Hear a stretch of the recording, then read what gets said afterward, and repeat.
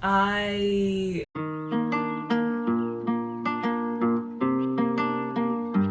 trifling, childish, petty. These are all words I would use to describe the new Gossip Girl.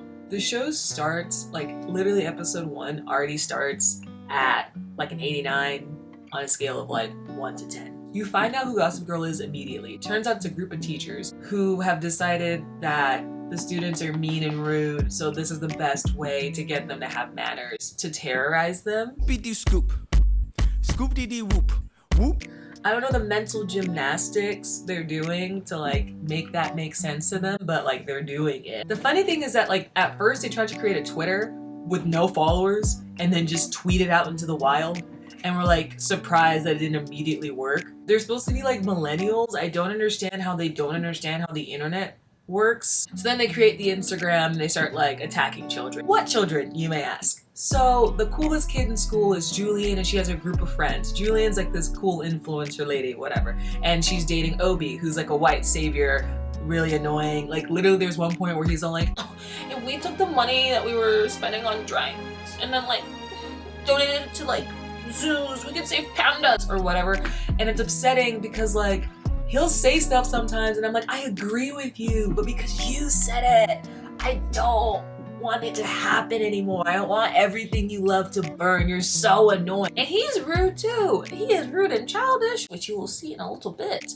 Then you have Monet and Luna, who are like Julian's little like henchmen. Their entire personalities is that they are her minions.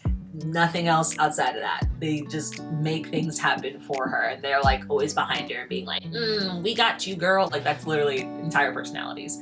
Then there's a couple, Audrey and Aki.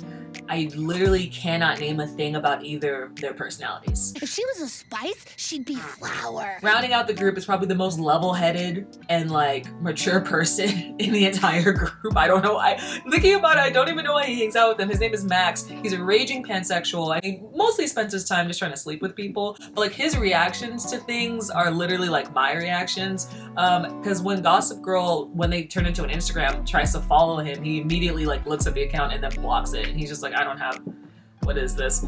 Which is like, that's how you should react when people are being weird to you on social media. So Julian has like a secret little sister, which she tells nobody about, which is Zoya. And she gets Zoya to move over to New York City so they can like be besties like their moms always wanted. Julian's dad and Zoya's dad hate each other because the queen of trifling, who really knocked down the first domino to make this entire show what it is right now. Their mom was with Julian's dad. They were married, they had Julian, and then she dips on them for some reason and then leaves and meets Zoya's dad, gets pregnant immediately, and then dies. So Zoya and Julian might have a couple of mommy issues. Just a little bit. For some reason, she decides to go about it in a super weird way and like doesn't tell any of her friends. I don't know. There's so many points of the show where you're just like, why did you do that? Which I guess is accurate for teenagers, because like there's a lot of stuff I remember from my teenage years where it's just like, why did I do that? So she doesn't tell her friends, and then they all find out like when they're at a bar thing and they all get mad at her and everyone like runs out in like anger. And this is where Obi gets even more trifling. So like I said, Obi is Julian's boyfriend. They are dating. They are in a relationship. And he just met Zoya, Julian's little sister, right? And they're walking outside and it starts to rain and he goes, oh, it's raining so hard out here. We should go to my apartment and like wait for the rain to pass. And Zoya's like, yeah, okay, that sounds great. Because she's dumb.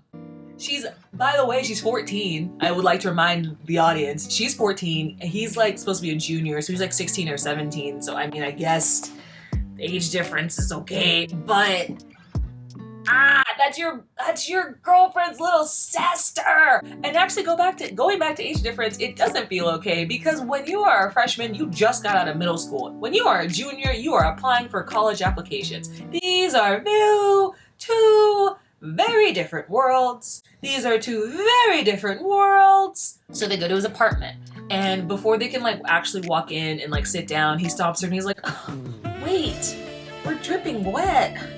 And my mom would kill me if I got water on the floor. Boy, if you don't get your squiggly diggly head.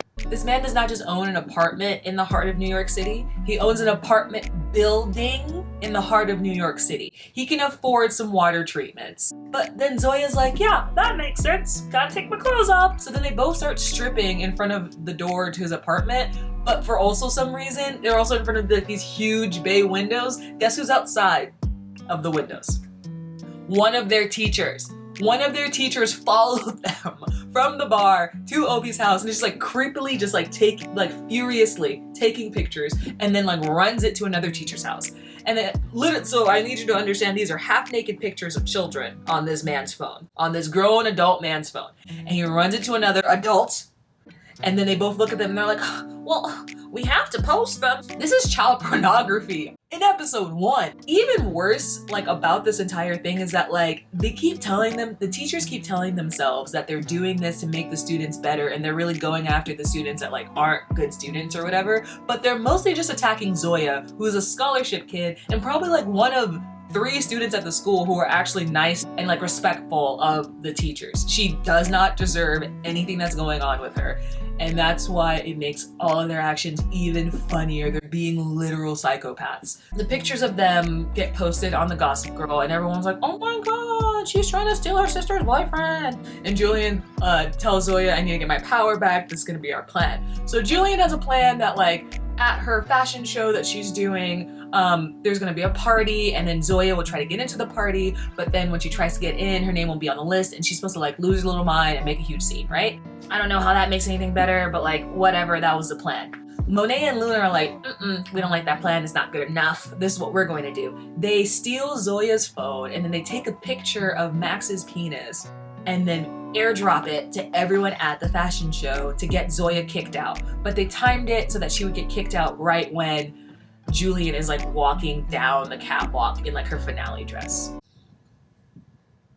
Stupid, guys! I didn't. Is this camera on me? Yes, it's on. That's stupid! So after Zoya gets kicked out, she waits for Julian outside the venue and then confronts her. She gets mad at her and she's like, oh, you should have like stopped them. But like, what is Julian supposed to do? At that point, she didn't even understand what was going on. She just saw you like being kicked out and she was doing her job, modeling, whatever. They decide that they are going to be enemies. And then you have the whole Blair Serena versus thing that's happening. Julian gets in her car and then Obi's waiting for her and he breaks up with her because he's all, we never smile anymore. And he like gets out of the car in the middle of traffic and just like runs off. So I love it. I absolutely love it. I literally, because you spend so much of the show just being like, how does your brain work that is the course of action that you decided to take? And show me more because I am so entertained by this nonsense.